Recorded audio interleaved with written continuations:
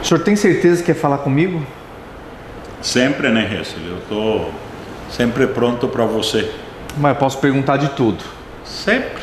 Eu acho que o meu diferencial é a minha sinceridade e a minha transparência. Eu não tenho nada para ocultar da minha vida pública, né? E se sou prefeito e estou exposto a esse tipo de cobranças, e tantos palmeirenses, agora 68 mil, depositaram a sua confiança em mim, obviamente você, como um desses 68 mil palmeirenses, tem todo o direito de me questionar.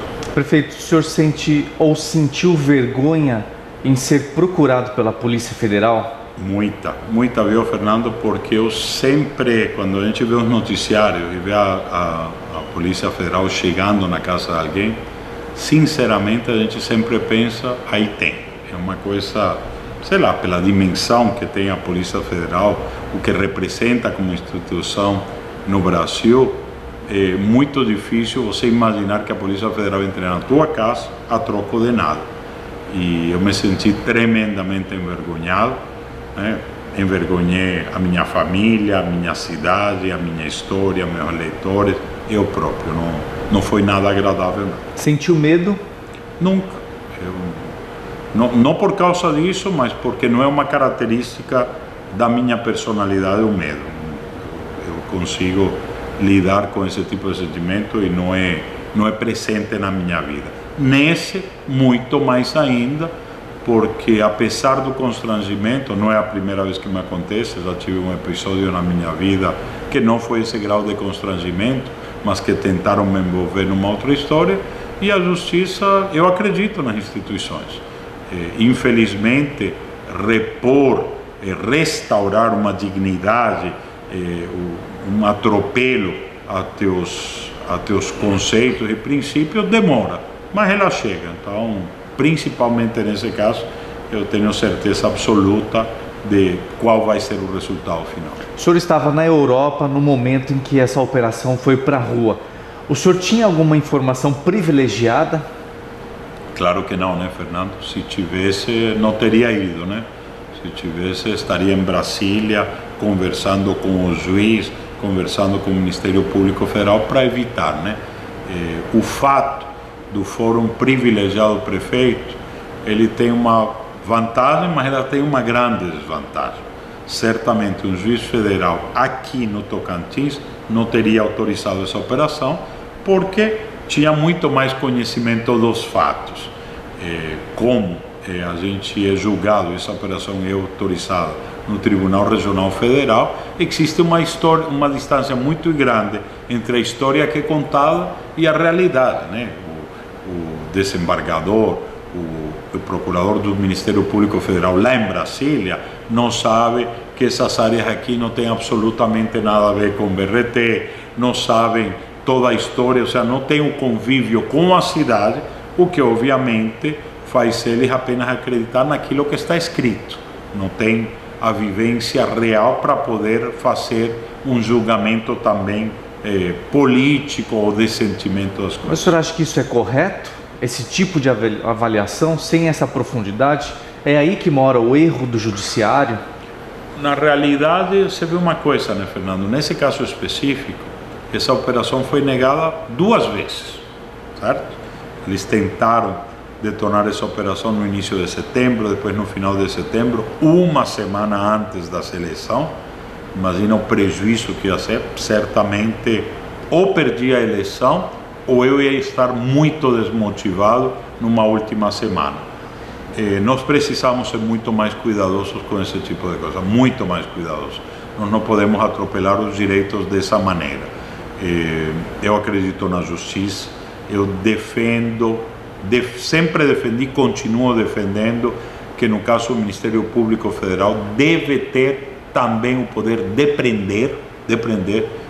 Na Colômbia assim a Fiscalia prende, mas por outro lado nós precisamos discutir a responsabilidade de um agente que foge às suas atribuições, aos seus direitos, às suas prerrogativas e extrapola ela por causa de uma birra pessoal. A Polícia Federal errou ou ela foi induzida ao erro? Ela foi induzida ao erro, sem lugar a dúvida. essa investigação não nasceu no seio da Polícia Federal, não teria nascido, porque a Polícia Federal tem instrumentos de investigação muito mais apurados, e o que ela recebeu era já para dar encaminhamento a um crime consolidado que ela denunciou. Então, a investigação nasce nas mãos da doutora Renata e se desenvolve no seio da Polícia Federal.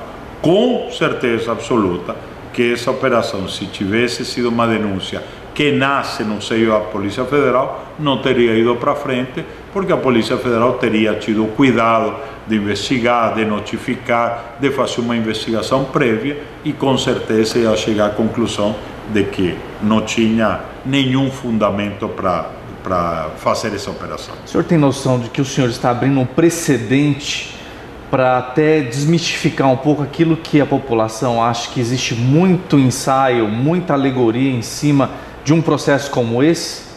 Com certeza, eu tenho essa consciência e talvez é uma das coisas que mais fortaleza me dá, mostrar que todo mundo não é bandido, que todo político não é bandido, que existe muito político competente e honesto. Não é só competência, é honestidade, mas honestidade ela é implícita a qualquer atitude na vida da gente.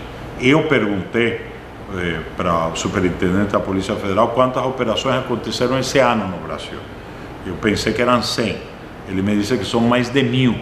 Obviamente, dentro das 1000, não erraram apenas comigo, deve ter mais erros dentro disso, e eu acho que isso aperfeiçoa a instituição, certo? Mas põe em risco a Lava Jato, por exemplo.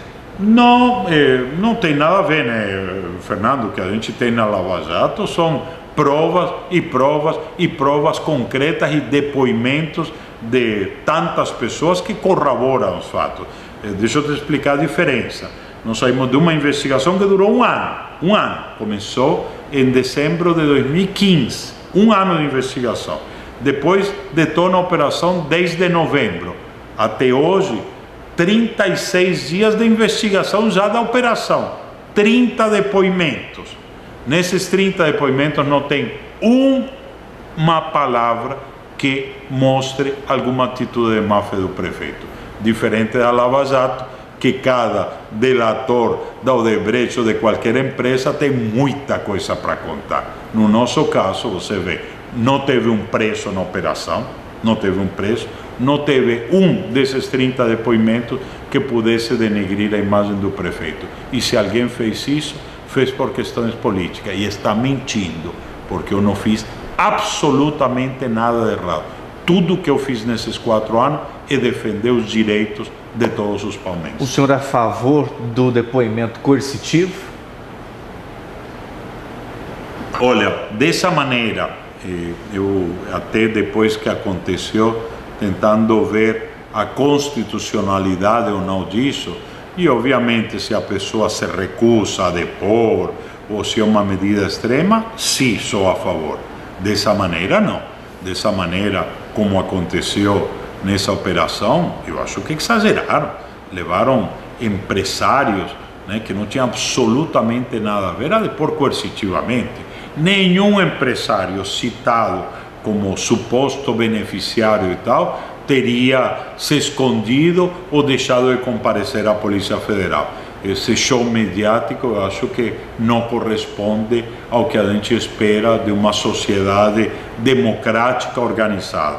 A gente tem que preservar nossos valores, a gente tem que preservar nossas instituições, mas antes que nada, a gente tem que preservar o direito do cidadão brasileiro. O nosso trabalho como imprensa nesse caso, qual é a sua avaliação? Eu não fui crucificado, eu acho que para grande parte da imprensa eu tinha esse bônus de boa fé. Eu acho que, por outro lado, as pessoas sabiam, Palmas é muito pequena, Palmas tem uma boca gigantesca e todo mundo sabe de tudo. Quando as pessoas se enteraram que a operação, tinha duas vertentes, uma delas é que a gente estaria cobrando o IPTU de para beneficiar algumas figuras da cidade, todo mundo já sabia que aquilo não tinha mais mínimo fundamento, porque o jornalista acompanha o tratamento dos grandes devedores, acompanha a nossa atitude, e todos sabiam que isso não passava de uma fantasia. Ficava a dúvida que eu expliquei da questão da licitação, que também é absolutamente uma licitação absolutamente limpa, né? E que se um dia alguém demonstra que tem um ponto escuro nessa licitação, jamais vai encontrar a marca do prefeito nisso. O senhor vai processar a Procuradora da República? Sem dúvida. Eu quero esperar o final, obviamente, do inquérito, né? Eu tenho certeza da nobreza, da humildade, da qualidade, da capacidade do trabalho da Polícia Federal para mostrar que não houve nada. Aonde o senhor vai ingressar essa ação? Em Brasília, no seio do Ministério Público Federal, né? Esse é um dos motivos que o senhor gostaria de ter prestado depoimento em Brasília ou não? Até aí o senhor não... Não, Fernando, sem dúvida, né? Tinha gente que... Bom que você me perguntou, por que o prefeito não quer prestar o depoimento em Palmas? Presto o depoimento onde for, mas como meu fórum é Brasília, eu queria ter o direito de depor na frente do Ministério Público Federal, da Justiça Federal e da Polícia Federal.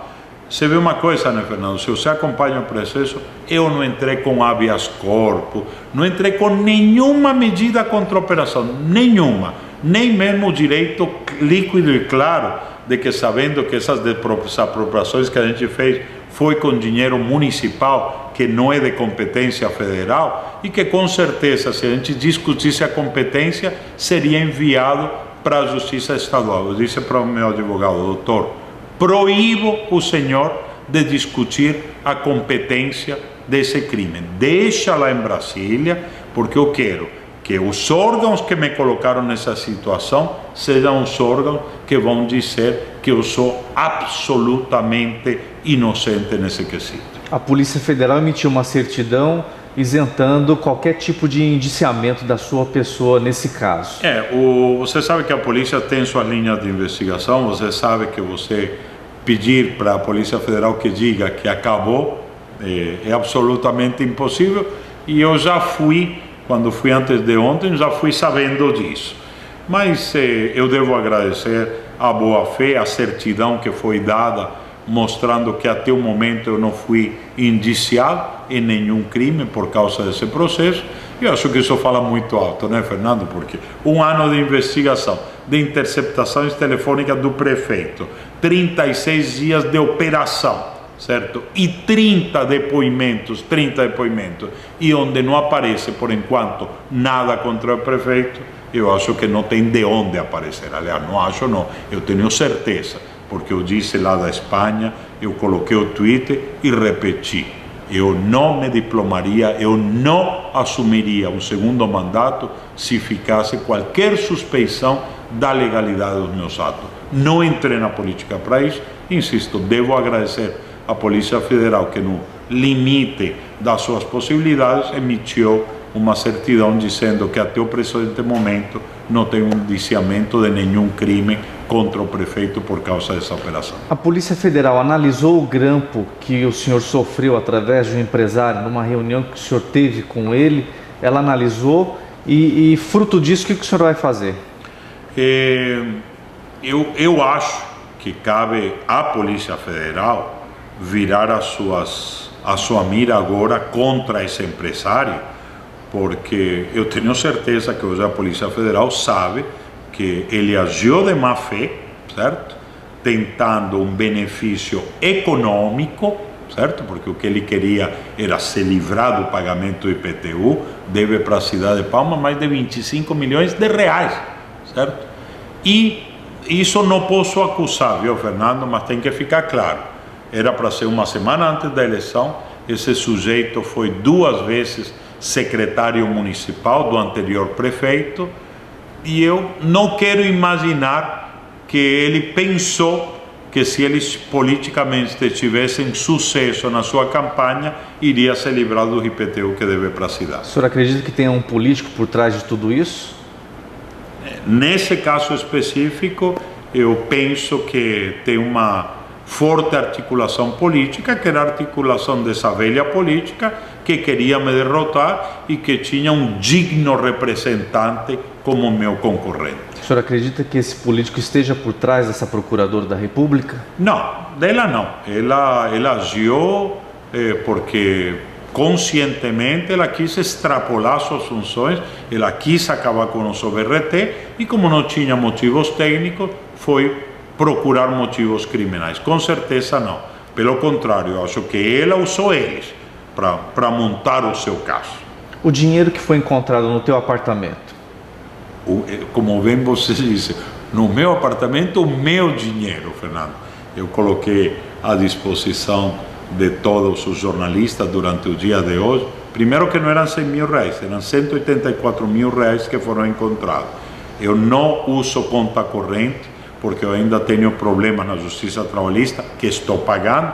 Mostrei que uma das ações que estou pagando nesse momento é de 803 mil reais por uma pessoa que era professor, que eu nunca conheci, numa empresa da qual fui sócio, no interior da Paraíba, que nos ganhou uma ação de 803 mil reais. Dei 280 mil reais de entrada, mais 7 parcelas de 80 e tantos mil reais. Enquanto não resolvo os outros, tenho mais 2 processos andando, eu não tenho dinheiro em conta corrente, porque esse dinheiro é imediatamente tomado pela Justiça Trabalhista. Inclusive, e todo mundo pode acompanhar isso na declaração da minha campanha, como mesmo eu, para doar para mim, não podia depositar na conta de campanha, eu sempre tinha que depositar na minha conta pessoal. Eu ia ao banco pessoalmente, levava o dinheiro e transferia imediatamente. À noite que não fiz isso, perdi 7 mil reais num banco e 200 reais no outro. Então... É dinheiro declarado? Totalmente declarado, está no meu imposto de renda, né? Está a fonte, a origem desse dinheiro. Acho que a cidade inteira sabe o patrimônio que eu tinha, que eu me desfiz desse patrimônio, que eu usei parte desse dinheiro na primeira campanha, que eu usei parte desse dinheiro na segunda campanha, que é um dinheiro que não tem questionamento nenhum, que é um dinheiro de muito trabalho. E por isso te digo, Fernando, não quero dizer que isso seja uma pouca monta para mim, porque é muito dinheiro e estou precisando dele, mas é fruto de muito trabalho. E por isso te digo, dinheiro eu sei ganhar na iniciativa privada. Eu não preciso vir para a coisa pública para envergonhar a minha família, a minha história, a minha cidade. Não esperem isso de mim. Depois dessa declaração, o senhor pode estar pronto para uma ameaça de morte. Você já sofreu ou você acha que eles vão tentar ainda de alguma forma te intimidar? Fernando, eu já sofri ameaças de morte desde que entrei na política, durante o processo, agora durante a eleição. Compensa? Né? Mas, Fernando, se a gente tem medo de agir, se a gente tiver medo de fazer a coisa certa, se a gente tiver medo de enfrentar essa velha política, então acabou o nosso país. Gente, o Brasil é um país maravilhoso, cheio de potencialidade, com um povo divino, com um povo empreendedor. Nós precisamos qualificar os nossos políticos. O único problema do Brasil é a qualidade dos seus políticos. Tem gente boa? Tem. Eu te digo que dentro da Frente Nacional de Prefeitos, conheço vários prefeitos excepcionais como seres humanos e como gestores, mas são exceção. Nós temos que fazer que esses seres excepcionais sejam a maioria. Fernando, você já me ouviu falar isso 1 milhão de vezes. Toda profissão é importante, arquiteto, jornalista é importante, engenheiro, médico, advogado, professor, são todos importantes. O mais importante de todos é o político. Ele tem nas suas mãos o poder de ajudar ou atrapalhar a tua vida. Nem preciso falar que a situação econômica que nós estamos vivendo, o desastre, não foi ocasionada pela crise de 2008, não foram os chineses, não são os europeus, nem os russos. A crise que o Brasil está vivendo é da incompetência da sua classe política e arrasta toda a sociedade para um marasmo como o que a gente está vivendo. Para isso não acontecer mais no Brasil, as pessoas de bem, as pessoas decentes, as pessoas competentes têm que vir para dentro dos processos políticos. Para a gente encerrar, aparece o nome da Constran durante essa operação. O senhor recebeu algum dinheiro da Constran? E uma segunda pergunta, ela está mascarada atrás de algum consórcio que ainda está em vigor?